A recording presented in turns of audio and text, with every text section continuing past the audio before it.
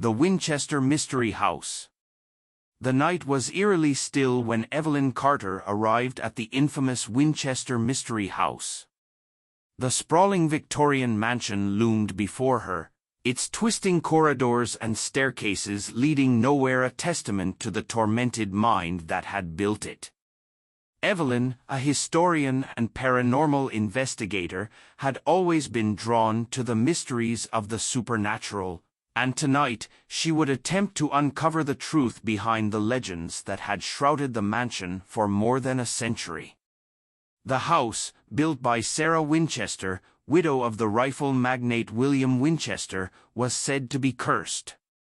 Rumors swirled of ghostly apparitions, disembodied whispers, and restless spirits of those slain by the very weapons that had made the Winchester fortune.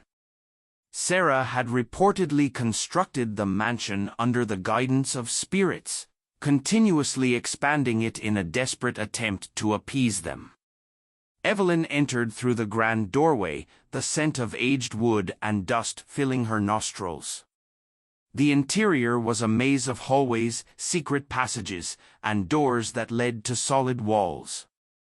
She carried only a flashlight and her recording equipment, determined to document any paranormal activity.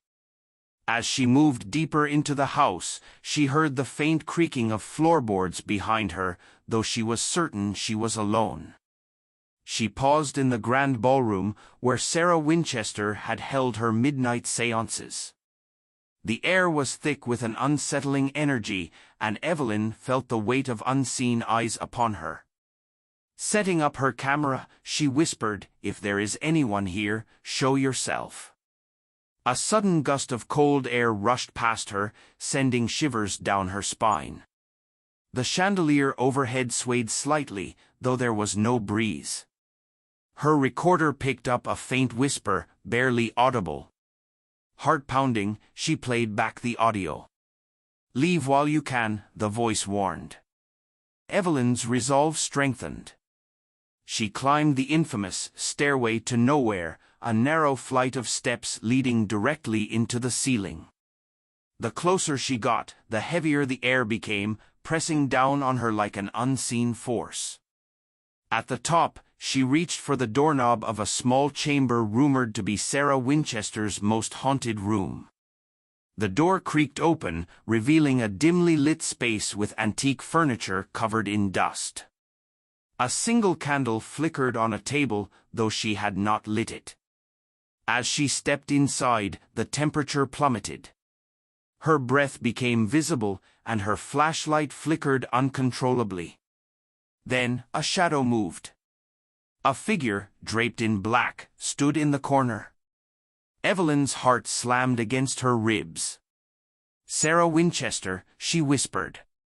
The figure did not respond, but the shadows around it seemed to pulse, growing darker. The air filled with a low, mournful hum, a chorus of voices whispering in a language she could not understand.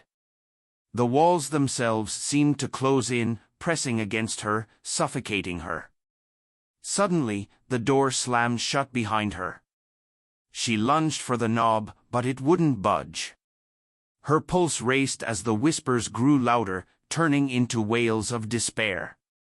Then, a single phrase cut through the chaos, clear, commanding, chilling.